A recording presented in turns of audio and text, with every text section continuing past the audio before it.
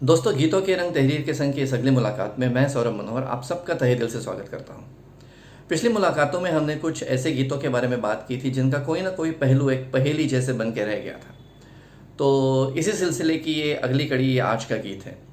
लेकिन आज का जो गीत है, ये जो चंद गीत थे जिनके बारे में मैंने सोचा था कि इन गीतों के बारे में बात करूंगा, जो वजह बन गई थी इस चैनल की, उन गीतों में से एक है। गीत गुलजार साहब का है, तो थोड़ा सा गुलजार साहब की स्टाइल में है। लेकिन इस गीत की पहेली इसकी मुखड़े की दो लाइन में छुपी हुई है। और जो गीत थे वो ऐसे गीत थे कि हमने गीतों के बोलों के तरफ ध्यान दिया, उसमें छिपे मतलब ढूंढने की कोशिश की। लेकिन ये जो गीत है, इसकी जो पहेली है, ये पहेली यूँ है कि इन दो लाइनों का मतलब ही बहुत सारे लोगों को समझ में नहीं आता है, क्योंकि ये दो लाइनें फारसी जुबान की है।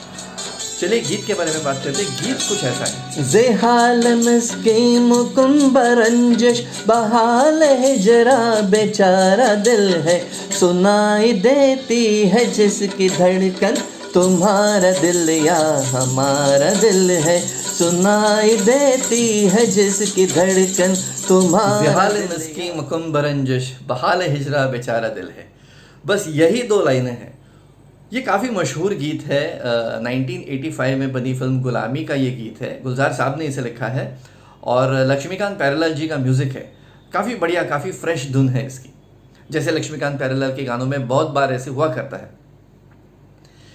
और काफ़ी मशहूर है, काफ़ी लोगों को ये गीत पसंद है, इसकी धुन की वजह से पसंद है, इसके बाकी बोलों की वजह से पसंद है।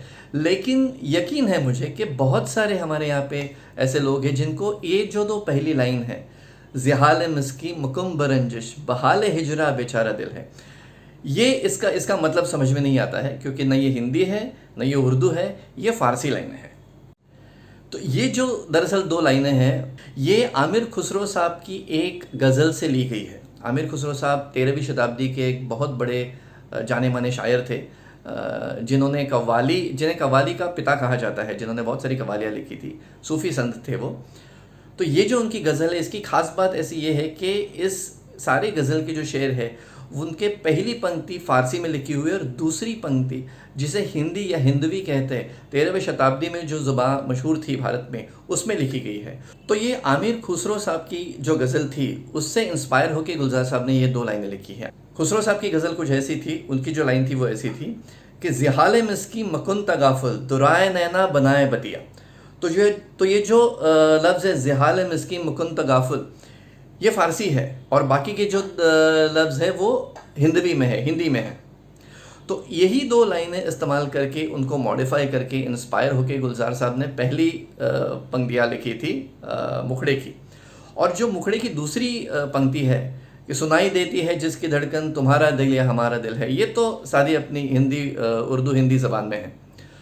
आगे का पूरा गीत गुलजार साहब के स्टाइल में लिखा हुआ है, गुलजार साहब की ज़ुबान है, तो भाषा कुछ ज़्यादा कॉम्प्लिकेटेड नहीं है, ज़्यादा ऐसे पेचीदा लफ्ज़ नहीं है कि समझ में नहीं आएंगे।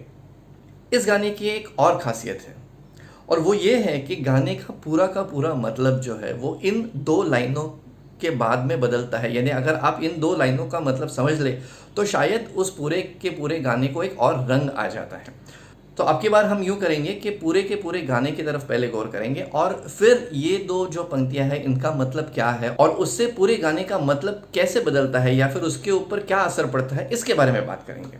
अगर आप गाना देखोगे तो गाने के अंतरों में जो बोल है या फिर गाने का जो मुखड़ा है, जो दूसरी लाइन है, उसमें से ये जाहिर होता है कि ये गाना शायद एक लव सॉन्ग है, एक प्रेम गीत है। और जो जज्बा इसमें बयां किया गया है वो उन दो किरदारों के मन में जो प्यार पनपना शुरू हो गया है। ये गाना फिल्माया गया है गुलामी फिल्म में मिथुन चक्रवर्ती और अनीता राज पे। तो ये जो दो लड़का और लड़की एक दूसरे से मिलते हैं, एक दूसरे की तरफ अट्रैक्ट होना शुरू हो जाते हैं, और ये जो मोहब्बत की पहली पायदान होती है, जो तमहीद होती है मोहब्बत की, उसके उस लेवल पे जो जज्बा होता है, उस जज्बे के बारे में ये पूरा का पूरा गाना है। हमने बाकी भी कई सारे गाने देखे हैं कि मोहब्बत की पहली पायदान पे जो जज्बा होता है उसके बारे में वो गाना होता है। तो ये गाना भी बिल्कुल उसी तरफ है। मुखड़े की दूसरी लाइन ही हमें इस बात का अंदाज़ा दिला देती है कि सुनाई देती है जिसकी धड़कन तुम्हारा दिल या हमारा दिल है। अभी हमारे दिल इतने एक दूसरे के करीब आ चुके हैं कि समझना मुश्किल हो रहा है कि जो धड़कन सुनाई दे रही है वो तुम्हारी है या मेरी है, या फिर हम दोनों इतने टैंडम में आ गए, इतने हमारी वेवलेंथ्स मैच हो गई है कि हमारी धड़कनें भी एक हो गई है। एक और जज्बा भी हमें गाने में दिखाई देता है। इस जज्बे का जो इशारा है वो किसी दर्द की तरफ है। देखिए गाने की तरफ, देखिए हम अंतरों के बारे में बात करते हैं तो पहला अंतर ऐसा है कि वो आके पहलू में ऐसे बैठे कि शाम रंगीन हो गई है, ज़रा ज़रा सी खिली तबीयत ज़रा सी गमगीन हो गई है।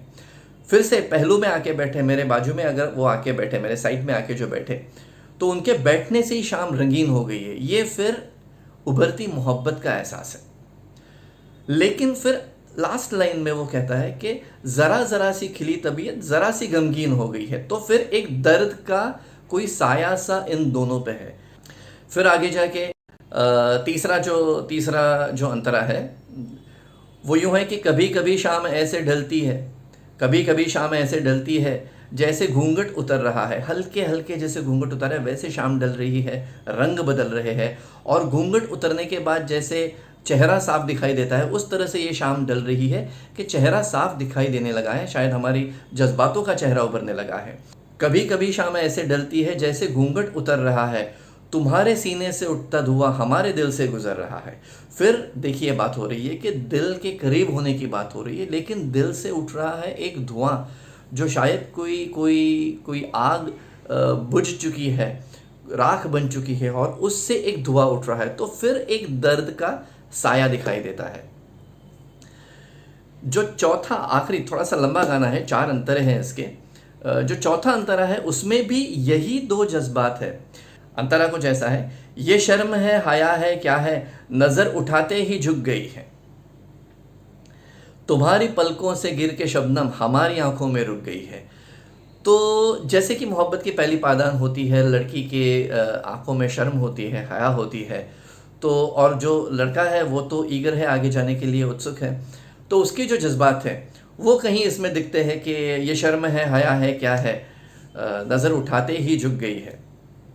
और फिर दिल करीब आने की बात हो रही है, तुम्हारी पलकों से गिर के शबनम हमारी आंखों में रुक गई है।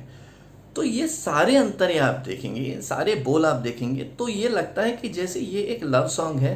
पता नहीं क्यों इसमें एक दर्द का साया भी दिखाई दे रहा है। इसका एक और इशारा मिलता है हमें दूसरे अंतरे में, जिसके बारे में मैंने बात की नहीं। हमने पहला, तीसरा, चौथा अंतरा देखा। दूसरे अंतरे की जो बात हो रही है उसमें थोड़ा सा फिर से ये दर्द का साया थोड़ा गहरा होता दिखाई दे रहा है। अंतरा कुछ ऐसा है, अजीब है दिल के दर्द यारो, न हो तो मुश्किल है जीना इसका, जो हो तो हर दर्द एक हीरा, हर एक गम है नगीना इसका।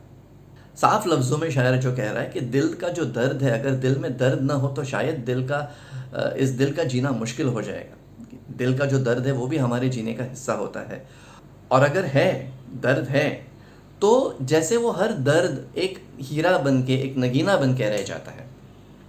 फिर से आ गया दर्द का साया। मुखड़े में तो बात हुई थी कि सुनाई देती है जिसकी धड़कन तुम्हारा दिल या हमारा दिल है।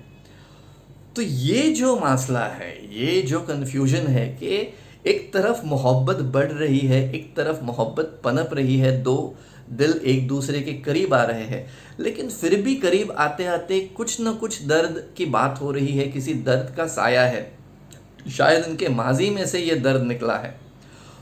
तो ये जो कन्फ्यूजन, ये जो मसला, इस कन्फ्यूजन का सारा एक्सप्लेनेशन, सारी की सारी वजाहत हमें पहली लाइन में मिल जाती है, जो फारसी लाइन है और जो हमारे लिए एक पहेली बन चुकी है। यकीन है बहुत कम लोग ऐसे होंगे जिनको इसके बारे में इसका मतलब ठीक से समझ में आ गया हो।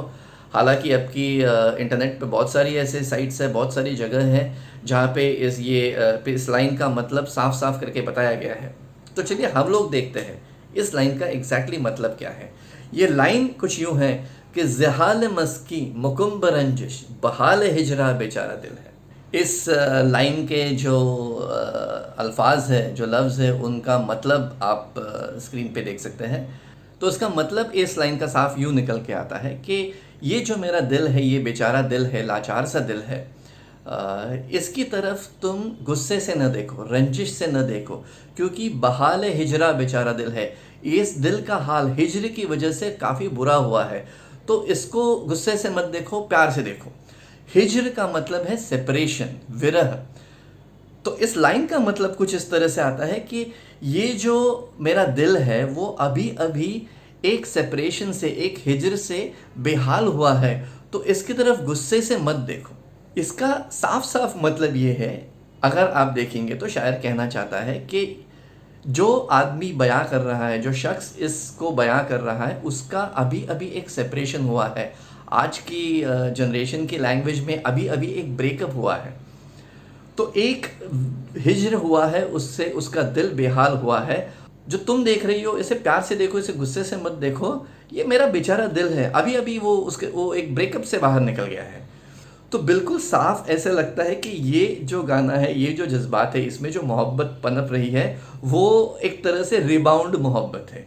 एक तरफ दिल टूटा है, उस टूटे दिल के जख्म लिए हैं दोनों ने, और फिर उस टूटे दिल को लेके जब दोनों मिलते हैं तो एक दूसरे के दिल में अपने लिए प्यार पाते हैं, एक दूसरे के लिए मोहब्बत पैदा होती है, और फिर से एक नया रिश्ता शुरू करने जा रहे हैं, नई मोहब्बत शुरू करने जा रहे हैं। जो एक ब्रेकअप हुआ है उसके बाद का ये जो गीत है, तो शायद ये जो मोहब्बत है जिसे कहते हैं हम लोग रिबाउंड में मोहब्बत हो रही है, उस तरह का एक मतलब निकल के साफ आता है बाहर। ये मतलब हम तभी समझ लेंगे अगर इस एक पंक्ति का रेलेवेंस इस गीत में हम लोग लगा लेंगे। और अब गौर से फिर से एक बार देखिए कि गीत की शुरुआत में ही ये दो लाइनें हैं। अगर ये गीत इन दोनों किरदारों के जज्बात बयां करता है तो वो शुरुआत ही इससे करता है कि अभी अभी किसी से मेरी हिजर हुई है, किसी से मेरा रिश्ता टूट गया है, और इस वजह से मेरा दिल लाचार हो गया है, जख्मी हो गया है। तुम इसे और गुस्से से ना देखो, प्यार से देखो, ताकि बात आगे बढ़ जाए। तो ये था मेरा सफ़र इस पूरे के पूरे गीत का। जब तक ये दो लाइनें पता नहीं होती है तो गीत का मतलब कुछ और निकलता है, लेकिन मेरे लिए ऐसा हुआ कि इस लाइन का मतलब निकालने के बाद पूरे के पूरे गीत को एक अलग रंग चढ़ गया था। ये जो बात है कि एक पुराने मशहूर गीत के कुछ बोल लेके उनसे इंस्पायर होके या फिर उसको मुखड़ा बना के पूरा का पूरा गीत उसके बाद लिख देना, ये हमारे हिंदी फिल्मों में काफ़ी बार हो चुका है। अगर मौका मिले तो सिर्फ इस पहलू पे एक पूरी की पूरी 1 या 2 मुलाकातें हम लोग कर लेंगे। गुलजार साहब का एक और गीत है जो इस तरह बनाया गया है, तो अगर आपको ये गीत याद रहा होगा तो कमेंट्स में बता दीजिए, या फिर इस पहेली का जवाब मैं फिर किसी दिन दे दूँगा। तो आप बताइए क्या ये मेरा मतलब आपको सही लगता है? क्या आप इसके साथ एग्री करते हैं? और अगर करते हैं या नहीं करते हैं तो प्लीज़ कमेंट्स में आप मुझे बता दीजिए। इसी सिलसिले में एक और पहेली भरा गीत लेके आपके सामने फिर से वापस हाजिर हो जाऊंगा। तब तक के लिए सौरभ मनोहर को इजाज़त दे दीजिए, और ये पूरा का पूरा गीत सुनने के लिए आप सब लोगों का बहुत बहुत शुक्रिया।